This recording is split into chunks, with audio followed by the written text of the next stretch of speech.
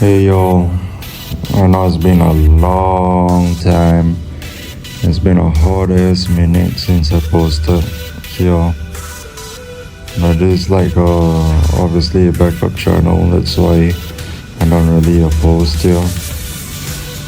That's why it's called a backup. But it's also for like extra content, that I don't post on the main channel. If you know who I am, if you recognize my voice, right? But I want to talk about something that I just thought of about life, obviously, which is sleepwalking paralysis. Sleepwalking paralysis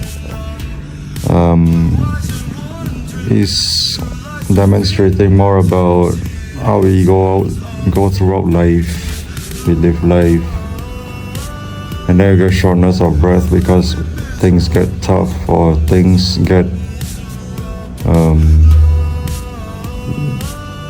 consistent, I guess, the same.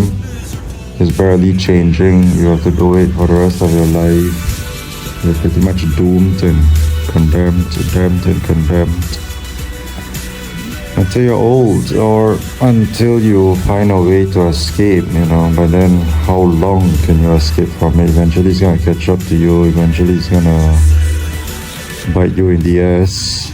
That's what people like to call karma, even though I don't believe karma exists. I used to believe it exists, wholeheartedly, deeply.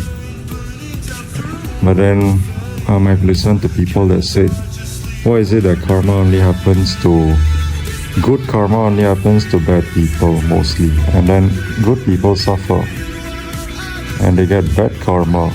Some people, good people,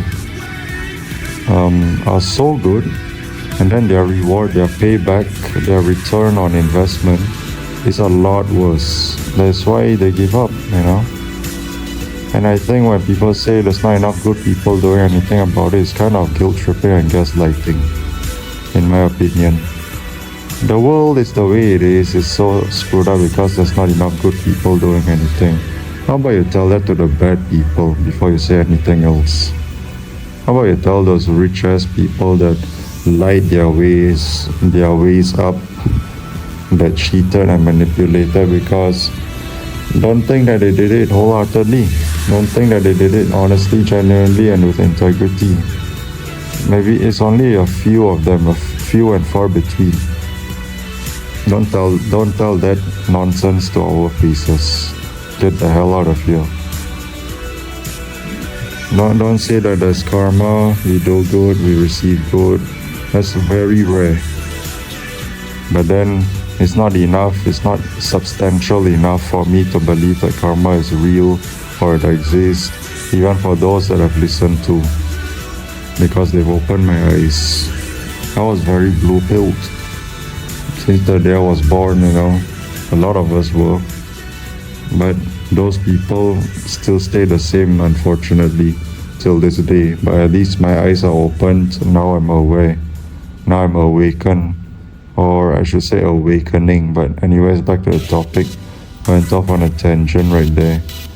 Sleepwalking paralysis, when life goes on and on and on, Oliver Tree, the artist, the singer. We get shortness of breath because it gets so exhausting. It affects our mental health, the mentality. Why do we have to constantly do this over and over and over again? The vicious cycle, the vicious loop. And then sometimes things get so bad we can hardly sleep. Sleepless nights, insomnia. Some of us even become insomniacs. Except me, knock on wood, because I'm a heavy sleeper, so I'm good. I wish I could donate some of that heavy sleepiness to them, to the insomniacs, so that they can sleep well, that they can sleep at night, or at least catch some sleep, rather than staying awake, unable to sleep, or very difficult to sleep, overthinking. And it's bad, considering the human body requires sleep. Then you're an insomniac. 2 plus 2 is not 4. Those two don't go together. The math ain't mathing. The mathematiculation isn't mathematiculationing. The mathematics isn't mathematics. The science isn't science. And I say we are sleepwalking is because it's like autopilot and we do it like that on autopilot. It's almost like an infection, also parasitic, where we are aware of what we're doing but we can't escape from it, you know. Think of Half-Life hate crabs. Ooh, one of the best examples. You know, the hate crabs has a beak. Once it clasp your face, like the face hugger aliens. Yeah, it's very hard to escape from it, or it's impossible. Especially the face hugger, because once it grips itself on your face, it releases alien genetics or genetic material into your mouth, and then you'll give birth to an alien, a xenomorph, if that's the right term. Yeah, I kind of got it confused because I thought xenomorph was that predator plus alien, or maybe that is it. I don't know, whatever. You get my point. And even if you try to cut the face hugger off, it releases acid blood that burns you as well. So what the hell are you supposed to do? Unless you're like from the side and then you aim it really well and you shoot it off. And try not to get any of its acidic blood on you. Try not to get any of it on you, otherwise it's gonna burn. And it's very potent, it's very saturated.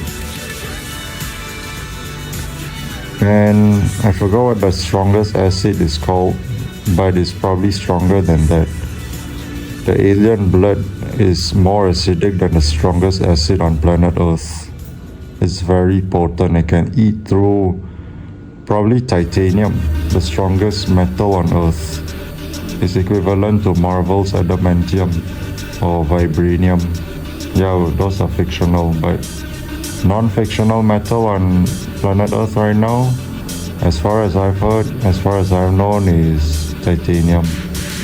And then going back to the head crab, it has a beak that crushes through your skull and then controls you. And it's a fate worse than death, you know. You hear those noises that the zombies make, you rewind it, it's horrific. Oh God, help me. You know, if you don't know, you can go look it up. And then once you kill the head crab, you mercify the person, but the person is dead. It's a walking corpse, parasitic, you know, host, parasite host. It's like zombies.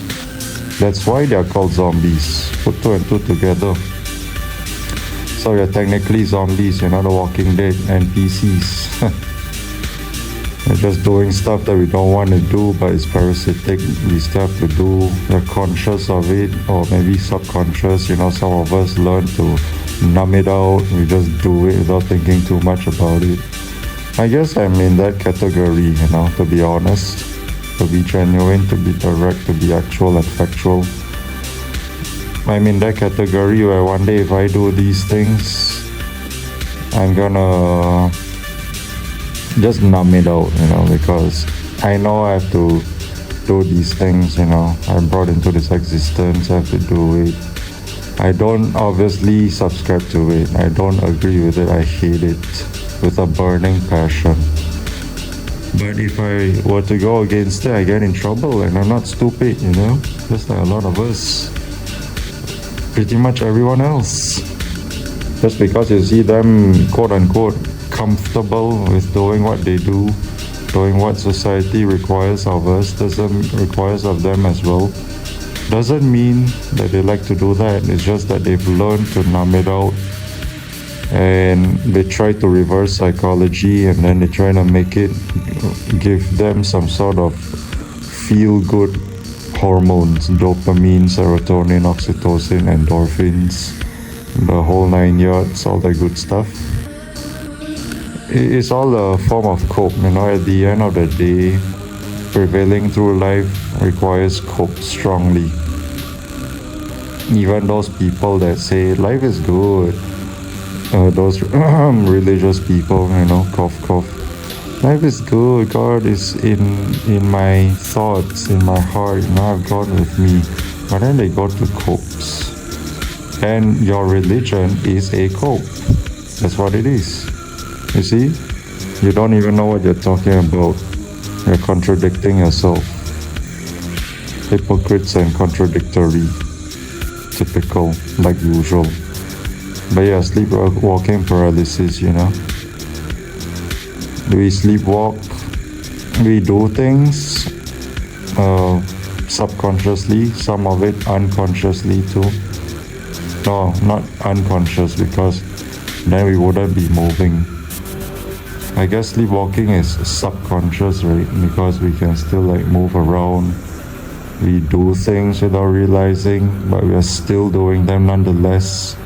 It's just that we are in a sleeping state, a sleep state, REM, And I say paralysis is because it's like something is bogging us down on our chest and therefore giving us shortness of breath that rhymes. It gets hard to breathe, it gets so exhausting, as I said. When the going gets tough, not necessarily the tough get going. Sometimes the tough gets exhausted too. The tough needs rest. And sometimes they barely get any, lack thereof. And then, you catch yourself, like myself as well, we catch ourselves having shortness of breath. We barely breathe, it's like shallow breaths. You realize that? Try taking a deep breath right now, and then you compare yourself to how you usually breathe, you regularly breathe. Huge difference, and that's how you'll realize that you've been breathing shallowly. You've been breathing shortly this whole time. And then maybe sometimes you get dizziness, fatigue, sometimes even headache. It's because your brain needs oxygen and it's lacking. And if you yawn constantly, it's trying to get huge wafts, if that's the right word. There's huge plumes of oxygen, huge fumes and plumes into your system, your respiratory system. It needs to oxygenate your blood, and then get oxyhemoglobins, so it goes to your brain, and then the blood circulatory system biology, The left side go to the right side, and then it's a cycle, it's cyclical. So yeah, don't breathe often, deep breaths, okay. Don't let life get the best of you. I'm not gonna let it get the best of me. And then, we have sleepwalking paralysis. And then it damns and condemns us. Now we gotta have the upper hand, we gotta have the say-so. Don't let it have the say-so. We can go to our copes, just soothe us like a hedonistic, almost hedonistic way, I guess. But tread lightly and tread carefully. Don't do too much hedonism. Don't be so hedonistic, because that can backfire in your face. Too much of one thing is never good. Never. Even water. Drinking too much water can affect the osmotic pressure in your system, and then it can also do this, do that, do these, do those. There's a thing called water poisoning. You can go look it up. So, sleepwalking paralysis. We go through life in an unfavorable life, not what we expected or what we want, but we still have to, because it's fucked up, human stupidity. And then it's parasitic as well, I'm just summarizing. And then it gets so exhausting, we have difficulty breathing, shortness of breaths, and then it makes us really sleepy and tired constantly, because our mental health is affected and we can't really rest well. And that's all I gotta say.